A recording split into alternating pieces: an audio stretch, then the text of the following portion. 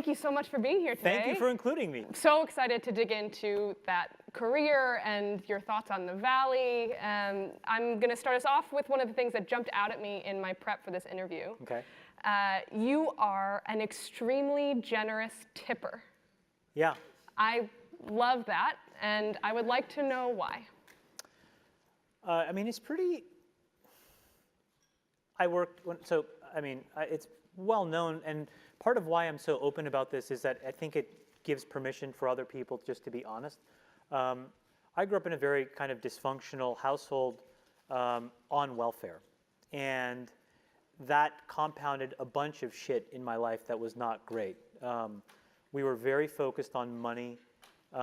It was a huge point of pressure and tension in the family. It created massive depression in my father, drinking, it was very dysfunctional. And there was some point along the way where I was like, okay, is money like really important or not important? And I feel very lucky because I don't think if you ask my sisters, they got to the same place that I did. But I ended up not coveting it. And I found it to be something that I could use to really empower myself to do the things that I wanted to do. And so in a situation where, you go to a restaurant, if you really empathize with the people that are working there, I see people who are like me, brown-skinned, working hard, creating these beautiful experiences, and then I can celebrate it by, I guess giving a Yelp review, but you can't buy food for your kids with a fucking Yelp review. So I want to tip. And it gives me so much joy because it's like, you'll have like a $300 or $400 bill. In some cases, you tip $500 or $1,000 and you close it and they're expecting $40. And I'll get a little emotional, but like they will come out to you and it's transformational. And so it's so great. It's just like little things like that mean a lot to people. And just to be anonymously generous like that, I think is like, it's a great gift that I have the ability to do. That's why I do it. I love it. And it sounds like the experience of being seen and you are seen and the individual is seen and you're sharing in that. Well, together. What's funny is like 99% of the time they don't say anything because they do the bill thing afterwards. And they for sure can't pronounce my name. And so they for sure have no fucking clue who it was that gave them the tip. It's fine. It's totally fine. But I love it. I absolutely love it. My friends freak out. Now, it's caused tension, actually, because now when I go out with my friends, they know as well. And I've just made it very easy, which is like, hey, if we're going out, just like, let me just fucking pay. Just like, let's just not, it's fine. Yeah. And it makes it simpler. Yeah. I want to dig into what you were describing about your upbringing and this unique position that you've gotten to where you don't feel that you covet money, but you see its power and the use that it has in furthering some opportunities for you. How did you develop that? How do you distinguish between luck and skill? How do you end up in that position? So my parents craved money. Meaning they needed it because my dad was unemployed for long stretches of time. My mom was a sole breadwinner. She was a housekeeper, then she was a nurse's aide. And I would just see how she grinded. We didn't have a car for a long time. She takes the bus, we all take the bus. When I got my first job, it was at Burger King. I take the money and I'd have to give it to my parents and we would buy bus passes. And I remember telling like some of my friends, I went to a very good high school, kind of like the rich high school, not the high school I should have gone to. I was able to go to this different high school. And I would remember, I would tell them like, hey, this is like, yeah, I would be so ashamed that I worked at Burger King.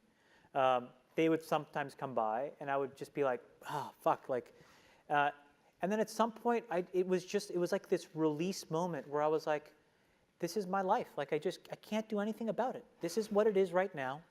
And I kind of had a sense that I could figure some stuff out later, but I didn't really know. And so I just accepted it. And then the minute I accepted it, I wasn't ashamed anymore. And then when I wasn't ashamed, I could start to actually be inside my head like, What really matters? So then what happened was there was these massive racial riots in Los Angeles. And not as if the fucking American government did anything about it, but the Canadian government was like, shit, let's get all these black and brown kids jobs. Because we don't want the Rodney King riots in Toronto and Ottawa and parts of Ontario. And so I was able to take all of my dad's rejection letters, call every single one, and one of them gave me a job. And I worked at this well-known telecommunications startup in Ottawa. Ottawa had a really burgeoning tech scene at the time. And I worked in this organization that was run by this really iconic guy, Terry Matthews. And he was a billionaire. And I was like, what the fuck is that word? Like, I mean, I didn't even know fucking thousandaire. Like, I was like, what is a billionaire? And this guy was risk on. And he was just so dynamic in the businesses he had started and how he viewed his place in the world. And I was enthralled. I was 9 degrees away from him. But the cult of personality around him in that business, the lore, when it trickles down to you, was not about, you know, his conspicuous consumption or anything else. It was about, okay, we're launching this frame relay switch. Now we're going to buy this company. Okay, we're going to pivot the entire business to ATM. And you were just like, it was an amazing time. And so I took the bus to Newbridge. Complete luck that the controller of Newbridge would go from his nice neighborhood through this shitty neighborhood to get on the highway. And so he would see this guy standing by the bus, and eventually he saw me inside the office, and one day he stopped. He's like, you want to ride? You work at Newbridge? I'm like, yeah. And this guy, Sam Legg. So in the car, he was in the front seat, like beside Terry, and he was able to tell me like how this guy thought about this. I was like, because I would read it in the paper, and I'd be like, why is he doing this? And so it just completely rewired what money was. For Terry Matthews, money was an instrument of change, right? He had a market cap. He's like, wow, that's $8 billion of change, $10 billion of change, $15 billion of change. Versus there was another guy building a company at the time. His name was Michael Copeland, who ran a company called Corel, also a billionaire. And he was the exact opposite. Had a messy divorce, married some trophy wife. He took this obscene, shiny glass from his building and covered his house in it. And so you had this dichotomy of two different characters at that time in the 90s building really interesting businesses. Corel, which was a reasonable business, Newbridge, which was a reasonable business. They were both very successful, but they manifested money so totally differently. And I was like, I want to be this guy. You know, I want to be this mega compounder swashbuckling around trying to do really cool shit in the world. How do I do that? And Sam helped me because it was just like, you could understand from him what Terry cared about. And then for me, I just copied. I mean, a lot of my life, quite honestly, is just copying things that I see. There's not a lot of original thought here. It truly is not. I mean, we can all pretend we're all fucking geniuses. Honestly, be good copiers. Do you know what I'm saying? It's the best thing in the world. Like, be around high-functioning, high-quality people and just copy the shit that they do. Observe the shit that's, you know, kind of crappy, and then don't do that stuff. It's not a fucking complicated formula. When have you used that best? No, all the time. I mean, look, now, it's funny. Like, it's like, you know, like, you have a surface area of ways to spend your time now, or I do. And, you know, I'm in this midst now where we are really scaling up what we're doing as a business. And I meet these people that to me are so iconic that they were sort of like arm's length people that are now sitting face to face, and they treat me like a quasi-peer. I wouldn't say a peer, but quasi-peer. But what I see is, I see some amazing stuff, and I see some utter dysfunction in some of the richest, most important people in the world. And I have to decide, how am I going to act? What am I going to embody? What am I copying? What am I not copying? And so I get a chance to now refine my decision-making and discipline. And it's, so that's how it plays out. I don't know if I answered your question. But. I'm thinking very there's a deep connection between money as an instrument of change and what you're doing now at Social Well, Capital. look, here's the thing. There's about 150 people that run the world. Anybody who wants to go into politics, they're all fucking puppets, okay? There are 150, and they're all men, that run the world, period, full stop. They control most of the important assets. They control the money flows. And these are not the tech entrepreneurs. Now, they are going to get rolled over the next 5 to 10 years by the people that are really underneath pulling the strings. And when you get behind the curtain and see how that world works, what you realize is it is unfairly set up for them and their progeny. Now, I'm not going to say that that's something that we can rip apart, but first order of business is I want to break through and be at that table. That's the first order of business. And the way that I do that is by proving that I can do what they do as well as they do it. And then do it better than how they do it. Because at the end of the day, they are commercial fucking animals. Okay? And they'll open the door out of curiosity and they'll let me stay because I add value. And then once I'm there, I can open the door for other people who can try to do the same thing. So my entire goal now is to be in a position to aggregate enough of the capital of the world to then reallocate it against my worldview. And I'm not saying my worldview is the best or right, but it is mine. And at the end of the day, there are 150 other fucking guys with their worldview, and they don't give a shit what you think about their fucking worldview. That's the truth. And so why not me? Why not? Why not one of you? Why not? And so in my life now, I'm just kind of like, why not? Why the fuck not? Fuck it. Can you tell us a little, so you have these 50-year goals for Social Capital. Yeah. 3 of them. Yeah. Can you give us your worldview through those goals? So my 2045 ambition for the organization, this is as I see it right now, 2045, is I would like us to employ at least 10 million people through the businesses that we own. I would like our businesses to positively affect at least 1/4 of the world's population.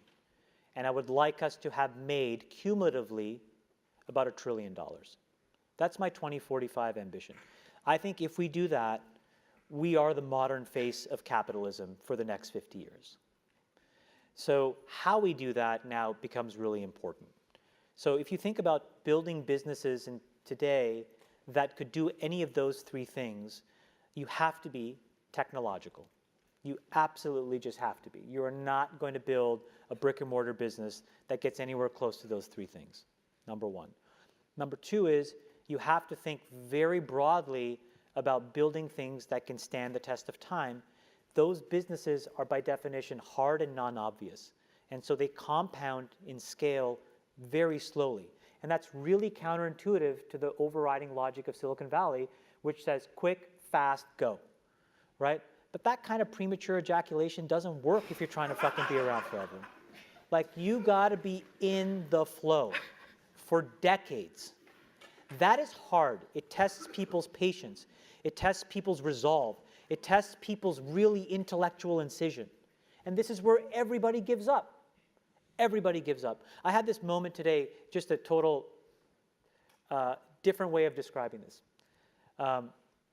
Through the Warriors, I've met a lot of players, obviously. One of them who I've become unbelievably close to is David Lee. David Lee just got engaged to this unbelievable woman, Caroline Wozniacki, tennis player. Anyways, we were working out this morning, okay? Couples workout. Me and my wife, him and his fiance. So we're doing this thing, this treadmill thing, which my trainer concocted. And I'm in pretty good shape. And then you see what it really means to be extremely dedicated, in their case, to something which is physical fitness, because they're professional athletes. When I give up, right, when the average human gives up, their brain goes into fucking overdrive. Okay? And they're like, there's this next level burst. And so, like, it's that. Yeah. It's like when things get hard, can you double down? A different example, we had yesterday, we do these things every quarter called quarterly portfolio reviews, where incredibly intensive review of our entire portfolio, revisiting our strategy, talking about all the things we're doing to make sure we're on the right track. And I had this observation, which was, I started a diabetes business. My dad died of diabetes 3 years ago. Most of my relatives have it. I express the gene that makes me disproportionately susceptible to it. So it's something that I personally care about. But that business took 7 years to get to a place where we even have a chance of being viable. And I think to myself, in that example, I embodied a bit of Caroline Wozniacki. When things got hard, I pushed through the pain. Now, in my case, the pain was the fear of failure, continuing to write more money, a belief that I had that this business was going to work.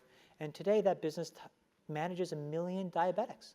And I think there is some kid out there whose family will be slightly less dysfunctional because their parents' disease is better managed. It's not going to go to a place where, like, they're getting dialyzed or, they're on an organ registry. And that value for that kid in our world and all of you that benefits will never be connected the dots, but that's okay. But it required just resilience. And I'm proud of that. Yeah. And so I want to bring back a little bit of that here so that it's not quick, fast, 5 million users, 10 million now, flip it, sell it, great, celebrate. It's like, hey, let's work on some hard shit together. Let's like buckle down and look each other in the eye and say, we're going to support each other here. This is going to take 7 or 8 years. But if it works, it will really mean something. And it's something that matters to you for something that's other than just simple motivation of the social capital you get from your friends or money in the short term and winning bigger, longer term. We're missing that, and I think like part of our success will be if we can stay focused on that. Our education portfolio is another thing. It literally looked like a train wreck for 3 years, where everybody has always said you never invest in education.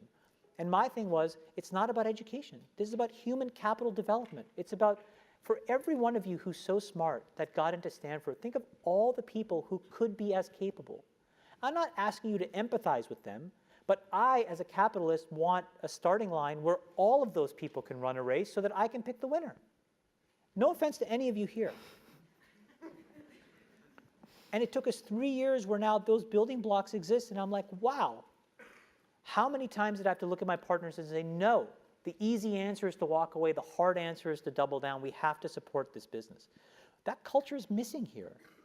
So part of what we're trying to do to achieve those goals is like take really big, audacious points of view on the world and then train ourselves to be patient. And it's really, really hard. The entire society is set up to not be patient anymore. And I'm hearing also a conflict with this like fail fast and learn mentality where if you're taking a deep and big bet, like you want it to be the right one. How do you know when that's true? I think that fail fast approach works in consumer internet businesses, but I don't think it works for anything that really matters. Basically. Consumer internet businesses are about exploiting psychology. And that is one where you want to fail fast because people are unpredictable, and so we want to psychologically figure out how to manipulate you as fast as possible and then give you back that dopamine hit. We did that brilliantly at Facebook. Instagram has done it. WhatsApp has done it. Snapchat has done it. Twitter has done it. So there are great examples. WeChat is doing it. There are great examples of failing fast is the right path to exploiting psychology of mass populations of people. But it is not how you solve diabetes. It is not how you use precision medicine to cure cancer. It is not how you educate broad swaths of the world's population. It's just not. It's taking a point of view and being methodical. It's hard. No, it's hard.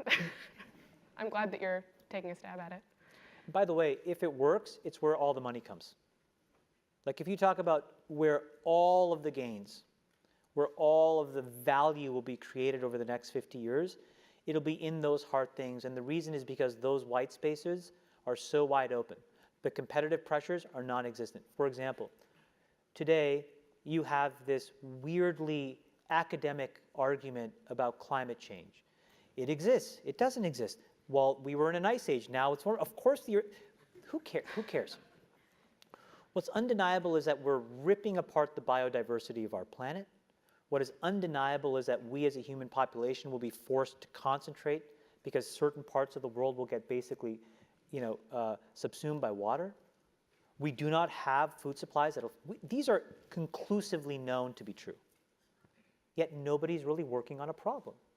And part of it is because the people won't have the ambition to try to go after it. The capital markets don't reward that kind of decision making. But if somebody were to solve it, don't you think that they are, in economic terms, a multi-trillionaire? Of course. You think food delivery is where like the next great fucking breakthrough is going to come? You're all hopped up on fucking marijuana and you need a fucking brownie at like, what a joke.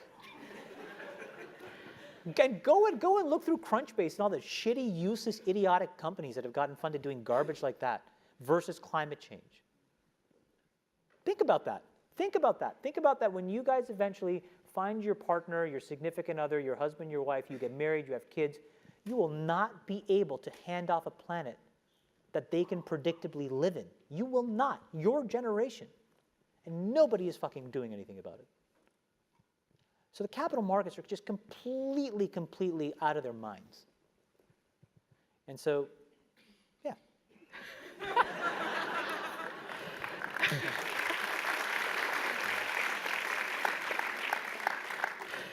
I want to bring us back to the point that you were making about exploiting consumer behavior in a consumer internet business.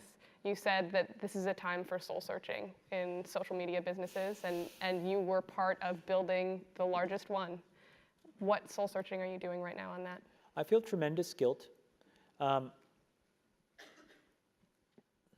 think we all knew in the back of our minds, even though we feigned this whole line of like there probably aren't any really bad unintended consequences. I think in the back, deep recesses of our minds, we kind of knew something bad could happen. But I think the way we defined it was not like this. It literally is a point now where I think we have created tools that are ripping apart the social fabric of how society works. That is truly where we are. And I would encourage all of you, as the future leaders of the world, to really internalize how important this is. If you feed the beast, that beast will destroy you. If you push back on it, we have a chance to control it and rein it in. And it is a point in time where people need to hard break from some of these tools and the things that you rely on. The short-term dopamine-driven feedback loops that we have created are destroying how society works. No civil discourse, no cooperation, misinformation, mistruth. And it's not an American problem. This is not about Russian ads. This is a global problem. So we are in a really bad state of affairs right now, in my opinion. It is eroding the core foundations of how people behave by and between each other. And I don't have a good solution. My solution is I just don't use these tools anymore. I haven't for years. It's created huge tension with my friends, huge tensions in my social circles. If you look at my Facebook feed, I've posted maybe 2 times in 7 years, 3 times, 5 times. It's less than 10. And it's weird. I guess I kind of just innately didn't want to get programmed. And so I just tuned it out. But I didn't confront it. And now to see what's happening, it really bums me out. Think about, there were these examples where there was a hoax in WhatsApp where in some village in India, people were afraid that their kids were going to get kidnapped, etc. And then there were these lynchings that happened as a result, where people were vigilante running around. They think they found the person, and I mean, seriously? That's what we're dealing with. Imagine when you take that to the extreme, where bad actors can now manipulate large swaths of people to do anything you want. It's a really bad state of affairs. And we compound the problem right? We curate our lives around this perceived sense of perfection because we get rewarded in these short-term signals, hearts, likes, thumbs up, and we conflate that with value and we conflate it with truth. And instead what it really is fake, brittle popularity that's short-term and that leaves you even more, and admit it, vacant and empty before you did it. Because then it forces you into this vicious cycle where you're like, what's the next thing I need to do now? Because I need it back. Think about that compounded by 2 billion people. And then think about how people react then to the perceptions of others. It's really bad. It's really, really bad. It sounds like you're taking deep personal responsibility also in being a part of it. I kind of, look, I did a great job there, and I think that business overwhelmingly does positive good in the world. Where I have decided to spend my time is to take the capital that they rewarded me with and now focus on the structural changes that I can control. I can't control that. I can control my decisions, which is I don't use this shit. I can control my kids' decisions, which is they're not allowed to use this shit. And then I can go focus on diabetes and education and climate change. And that's what I can do. But everybody else has to soul search a little bit more about what you're willing to do, because your behaviors, you don't realize it, but you are being programmed. It was unintentional, but now you got to decide how much you're willing to give up, how much of your intellectual independence. And don't think, oh yeah, not me, I'm fucking genius, I'm at Stanford. You're probably the most likely to fucking fall for it. Because you were fucking checkboxing your whole goddamn life. No offense, guys. None taken. So you've been outspoken about the Trump administration's position on immigration, on a number, these things are going to collide in government and business, right? Yeah. It's happening now. Yeah. So what do you want these future business leaders to do about it once they get into that spot? Get the money. Get the money. And then let's get around a table and let's create new rules. Literally that simple. Get the fucking money. I'm serious. Do not get it. It is going to be made. It is going to be allocated. And you have a moral imperative to make sure that if you have a point of view that matters and you want to reflect it, you get it. I'm going to go get it. Other people are going to go get it. And then it will be about a competition of views. And don't wrap yourself in all this liberal kind of bullshit about, oh my God, money, blah. No, stop. Here's how the fucking world works, okay? It drives the world, for better or for worse. Economic incentives drive entire swaths of populations to behave in very, very predictable, and then when you take it away, unpredictable ways. Ask anybody in your class that's from a developing nation. Ask anybody in your class who has seen that play out from where they're from. So that's what you have to do. You got to go and get it. If you control the capital and you have a point of view, you can now, then the question is, don't be a sellout. Whatever your worldview is, you should be spending time to think about what that is, so that when you control some of these purse strings, you push that view into the world. I will never judge you, and you should not judge me for what that worldview is. But the point is, the more diversity of those views, the more rational actors we have, and the more of a balanced, fair system. That is what diversity really means to me. It doesn't mean let's manage back to a quota. It doesn't mean okay, we need a black guy, a brown guy, we need a few. That's not what it means. This is what it means. Right? There are people in this audience that have probably dealt with the same kind of life that I've dealt with. You have a very unique worldview that matters. And in the absence of capital, you're irrelevant. With capital, you're powerful. And then you decide. In small ways, in medium-sized ways, in large ways, right? It just depends on the scale of capital that you have. And so that's what's necessary now in capitalism, which is that we have to come back to what is it really? Is it an economic system? Yes, but it is a philosophy as well, right? And it's a philosophy that says we will vote for the change we intend based on the views that we have. And when you look at the most successful people that operate in these tentacles, that's what they do. Look at the Koch brothers. That's what they do. They have built a network of influence based on capital. Their worldview is propagated into the world at an unbelievably aggressive rate that has been compounding for decades.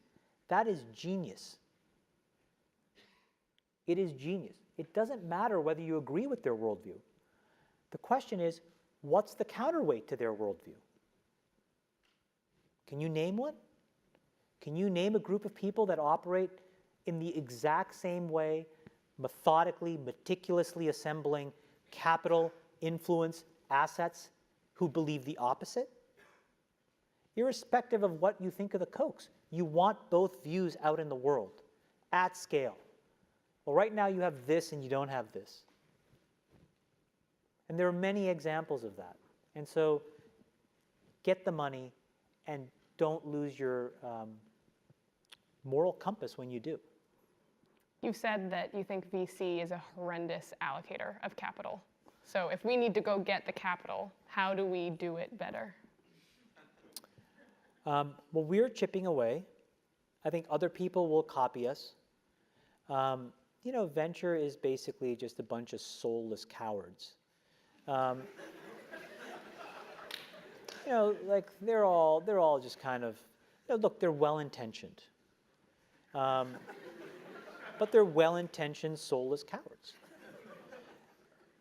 They have fallen for what everybody else falls for, which you can't blame them for, which is here's this gold star. And they're like, wow, I've gotten a gold star. And then the minute you do that, what you do is you start to just choke it really tight. And you're like, I don't want to lose this gold star. And then what happens? You go risk off. And then what happens? Your behaviors are about protecting the seat of power that you have, the social definition that seat affords you. And so now, instead of being an accelerant of a progressive worldview, you become a retardant to a progressive worldview, right? Your risk appetite shrinks, the surface area in which you're willing to make decisions shrink. And when you are a critical part of the future, again, going back to how I started, the most important part of capitalism is going to be the folks that are driving the technological change. Well, as a class, that's what VCs are supposed to do.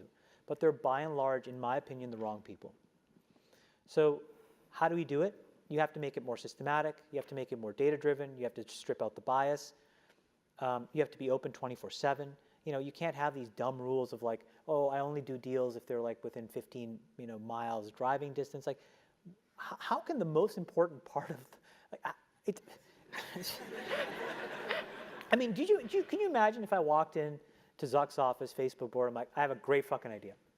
Facebook is only going to be open for business Monday through Friday, 10 to 5, because we want to get home. Summers, we're going to take off. And so we're just going to show like a 404 page. Does it make sense? Or like Google. We only want you to search during business hours. And so, you have to be open for scale. You have to be global. You have to do all of these things so that you can get the money into the hands of the people that deserve it, and then help them. And by helping them, what you have to do is actually address the core structural parts of business building that are not done well today. And the best analog is AWS. If you were starting a business 15 years ago, I can even tell you a decade ago, we were racking servers in our data center because the growth was great. And somewhere along the way, Amazon said, you know what? All of that complexity is necessary, but it's not sufficient to building Facebook or any other great company. So let me abstract that for you. Let me go and replace all of those good people with an API. And I'll take those good people and they'll be celebrated at Amazon. And initially, a few people said yes. And people thought in 2007 AWS was a joke. And we used to laugh at it. We're like, why would anybody do this stuff? And now see how fast, a decade later, you're on the other side of the fence. If any of you guys start a business and you're not on AWS, you would be the joke, right? So what did they do? They basically said, here's all this stuff that's necessary to building a business. You need to do it. You probably don't want to do it. You're probably not going to do it well. And so let me just replace it all with an abstraction. Your company can be smaller, leaner, more efficient, and now the money you raise can be used for things that approximate core product value better. Okay, now in 2017, ask the same question. What's the next set of things that make sense? And in my opinion, what we uncovered at Facebook is what every company needs, which is how do you shift from an anecdotal, political capital, social capital oriented way of making decisions inside a company to a very precise, unemotional, data-driven process. And the way you do it is by building a bunch of data infrastructure, by collecting a bunch of data itself, by helping you optimize your business in a bunch of obvious and non-obvious ways. And so what we believe is that we should take that capability that my team built at Facebook and abstract it for all of you who intend to start a company. So now in the future, what should happen is you'll go to AWS, you'll get some infrastructure, you'll go to socialcapital.com and you'll get some insights and knowledge. And it's all interacting via APIs. It's all interacting via endpoints and primitives. And what happens is we can now learn from the feedback from your data how you're doing. We can merge those learnings across many, many other businesses. We can find things in some remote part of some company over here and translate that as value for you over here. Wouldn't you want that? Of course you'd want that. You know, what if we could do more efficient customer acquisition? What if we could figure out churn better? What if we, so all of these things now are what we are going to bring to the market. Systematic capabilities. And I think over time what that does is, again, it moves to a much more progressive view of what capitalism should be. It's not the few that matched a human-driven pattern, but it's more about taking big shots, scaling up the money, being able to support people in structurally predictable ways, and allowing them to build better companies. Those companies, I suspect, will be as profitable, but they'll be smaller, they'll be more efficient, they'll have more revenue per head, all the things that you would want over time, so that instead of having 4 or 5 mega companies, you could have millions and millions and millions of smaller, better run companies. And that's my worldview. And I think if we do that, we achieve our goals, we kind of focus on all of that stuff comes together if we enable that. So what you're seeing from us is that. And it's really upsetting and disconcerting to the established sort of venture classes because it upends how they've defined their value. It's a very classic inventor's dilemma, right? They are like, in my brain is pattern recognition. But we know that that's not true. And the data shows you that that's not true. You know, simple question for all of you guys that love the lore of Silicon Valley. From the 70s, when Microsoft was founded, to now, if you look at all the major companies that have been created, major, say, over 50 billion, over 60 billion, what percentage of the Series A investors overlapped? You did the A of Microsoft and you did the A of Google or you did the A of Uber, right? Like, we're pattern recognition, again, you know, it's non-numerical, right? It's about like, wow, I like the cut of this guy's jib, you know? Well, the answer is it's less than 2%. So what does that mean? Everybody's bullshitting. That's what it really means, right? If you're in a seat and you have good deal flow and you have precious capital and there's a massive tailwind of technological change, over time you get 1 of the 20 and you look like a genius. That's basically what's happened. And nobody wants to admit that. But that's the fucking truth. It's the truth. So if anybody looks at you and tells you they know what the fuck they're doing, they're lying. They're lying. They are lying to themselves at a minimum, and at a maximum, they're lying to you. Because the data does not support that claim. And that's irrefutable. So I don't want to be one of those people that stumble into a company and look back and like, oh yeah, we were geniuses. I want us to be systematic. And I want us to be able to deploy tools and capabilities that get us closer and closer to that. And that is what, if you're, again, a traditionalist, freaks you out. And that's what allows you to make these much longer term commitments to businesses that are going to address healthcare, education? Well, no, that's just because I'm rich. But no, I mean, just to be honest, like I don't need anybody else's money. That's like, look, this is not like a popular view. So the first fucking $1 billion was mine. And then I had to prove it. And then other people glom on. But I mean, many of them started by caring. But I suspect over time, if we end up with 100, 200, 500 $billion, how much of that last 50, 60% really care? That's okay. I want the fucking money. I will play the goddamn game and I'll win. Because I want the money. Because I want to extend my influence. Do you know what I'm saying? Yeah. They want a return. It's fine. Yeah. He wants the money. Because I want to win. I so deeply want to win. How, I'm just going to say this exactly as it's coming. How do you keep that power from corrupting you? I have no idea. That's the honest answer. I have no idea. I've become increasingly isolated. It's harder and harder for me to connect because I'm so in my own mind. Like, how does this all play out? You know, how do I fundraise? How do I help facilitate good investing decisions, which really means how do I help this great team think about a more platformized approach? And in that, I just get really isolated. And so I don't have a good answer. I like things like this, and I like to say the things that I do, and maybe it helps you in your own lives. But to be honest, it's very selfish. It helps me because like it reminds me of when I'm in a place like it reminds me of these stories. Like just reminding myself, like I made $4.55 an hour at Burger King. I would get a $50 check, and I'd buy bus passes. That's awesome. I don't ever want to forget that, and I'll go and not remember that. But now, as I say it, I'm like, okay, I started as a good, earnest person, and I need to stay a good, earnest person. So I don't have a good answer. And I'll tell you, of those 150 people, maybe it's a little bit more, but I've met a lot of them. It's really hard. It's very easy to end up really drunk with power. It's really hard.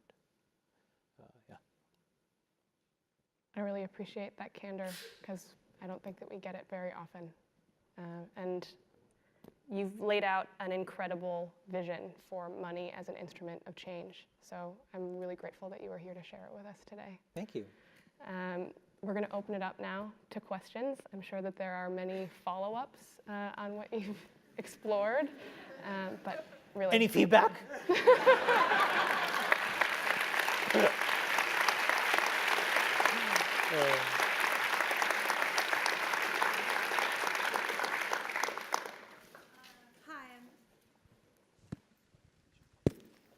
Hi, I'm Dana. I'm second year MBA at the GSB. Thank you for being with us today. But I'm not here to give feedback, but I have a question for you. You just took Social Capital Keto Sophia public. I wonder what's your plan to run this public fund? How would that be different from running a private fund? Or it's just another way to get money?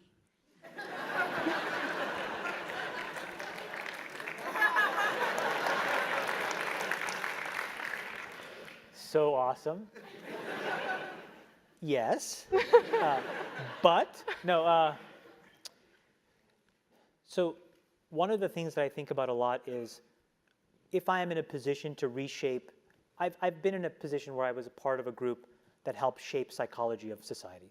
That's been a great experience, and I learned a lot. And so now in this position, what I say to myself is, what are the psychological things I'd love to change now? And one of them is around this idea of patience. And what's counterintuitive, and I said this earlier when we were just talking, is that I think bringing liquidity into companies sooner will actually allow companies to bake longer and more patiently. And so part of what this vehicle is about bringing liquidity sooner in a company's life cycle. Because if we can take this company, use it to acquire something else, and that CEO is now able to compensate their employees As counterintuitive as it sounds, I suspect that they are less likely to leave. And so now you could have employees stay at a business for 7, 8, 9, 10 years, which used to be the historical norm. And now it's not. Most of you probably are thinking to yourselves, well, I'm going to get a great job after the GSB, but I should probably portfolio manage my career for the next 6 or 7 years. 18 months here, 18 months there, 18 months there, and then I'll decide what I really want to do. And part of it is because there's an incentive to sort of like build this kind of portfolio approach. But I suspect if you knew that liquidity was sort of like a more traditional, predictable thing, many people would actually say, you know what, I like these people here. I like the mission of the company. I want to continue to help advance their goals. And now that you've actually, solved my compensation problem, I'm willing to commit.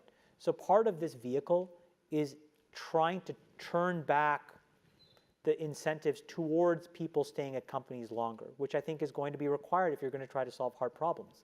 Because if right now the Silicon Valley attrition rates in most companies, 20%.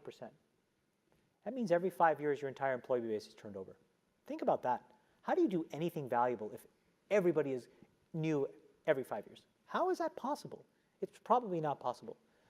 So that's what I would try to change. And get the money. Hi, I'm Carolyn. I'm also an MBA too. Your sports analogy of kind of buckling down and going into hyperdrive really resonated with me. I also realize that that can go too far. So I'm curious to hear how you make some of the tough calls on whether it's not to participate in the next round of fundraising or whatever that looks like to you. How do you make those decisions?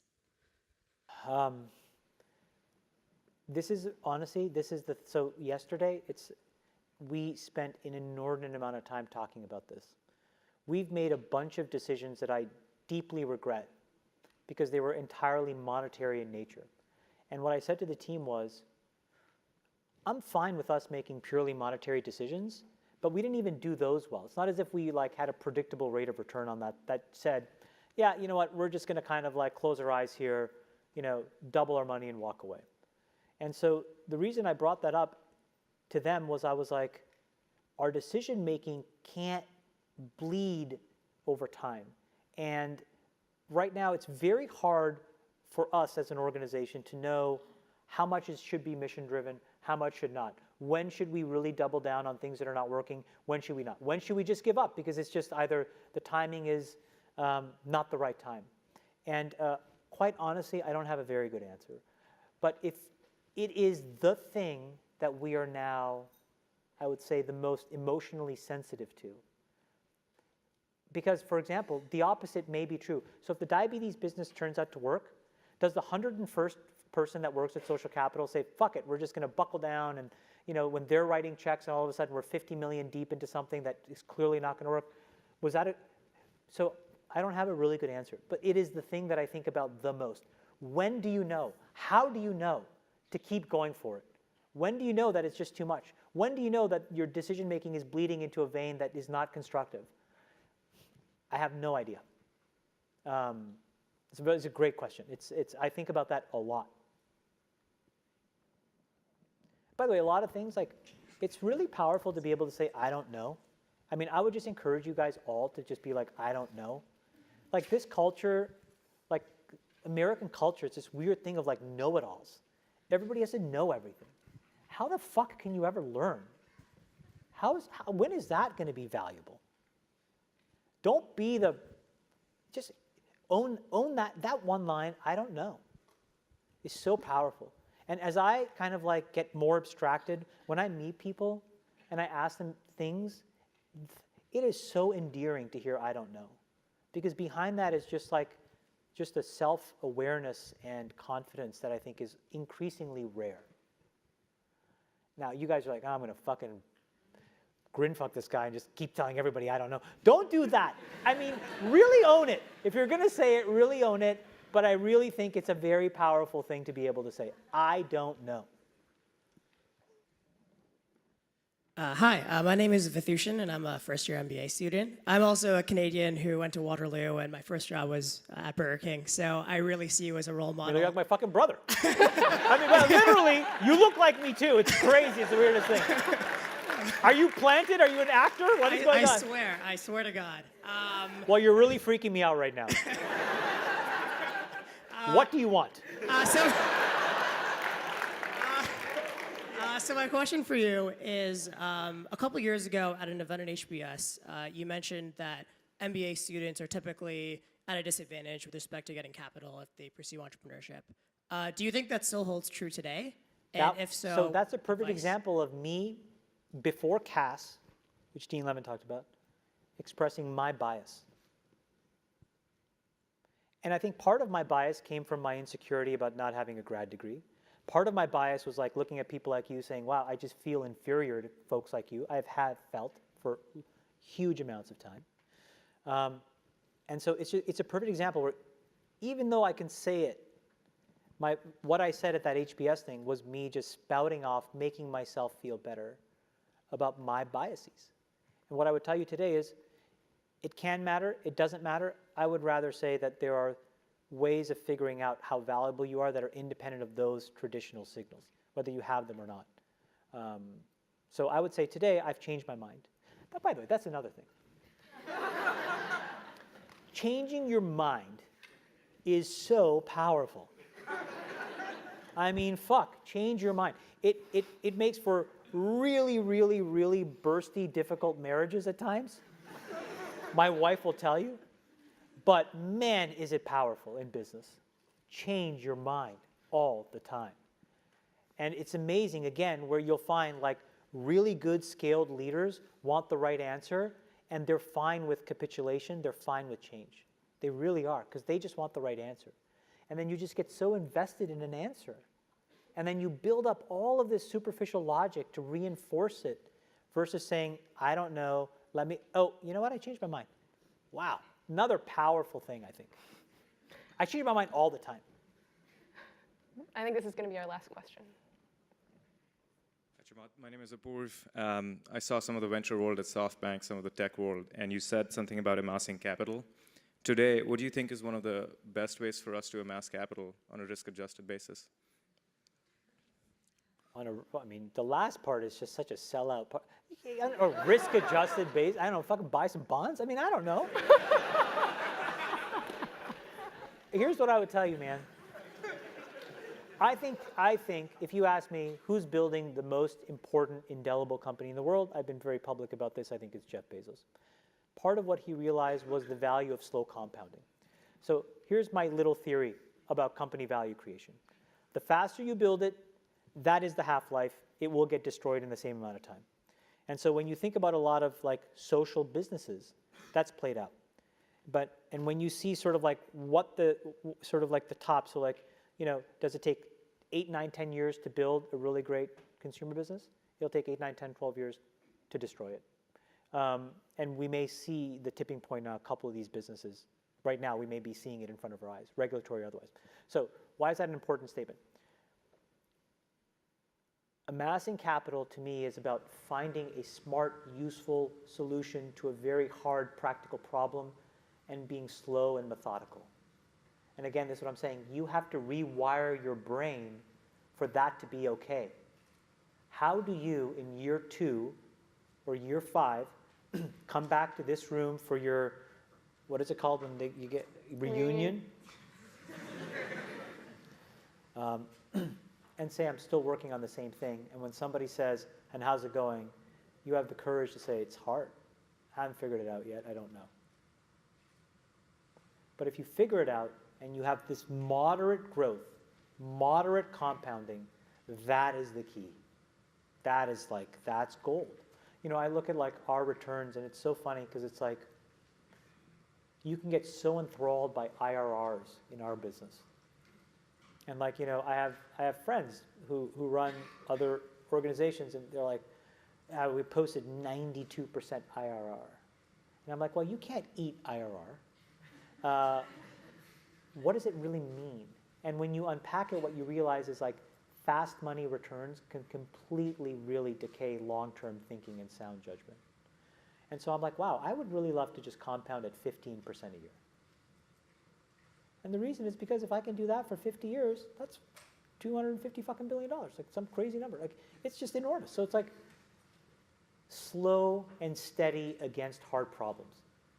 start by turning off your social apps and giving your brain a break. Because then you will at least be a little bit more motivated to not be motivated by what everybody else fucking thinks about you. Do you know what I'm saying? It's hard. Think about how all this stuff plays together. How does trying to get, posting your fucking waffles online relate to me starting a business and accumulating capital? This is wiring your brain for super fast feedback. It's the same brain you're using to build a company. Don't think they're not the same. Do you know what I'm saying? No? Yes? No? Yes! Yes, right? You have one brain. So you're training your brain here, whether you think it or not, whether you know it or not, whether you acknowledge it or not. Acknowledge that these things where you're spending hours a day are rewiring your psychology and physiology in a way that now you have to use to go and figure out how to be productive in the commercial world. So if you don't change this, you are going to get the same behaviors over here. Change this. There's a reason why Steve Jobs was like anti-social media. I am telling you I'm not on these fucking apps. I'm not him by any stretch of the imagination. But I am proactively trying to rewire my brain chemistry to not be short-term focused. I'm telling you they're linked. Chamath, thank you so much for being here and enlightening all of us.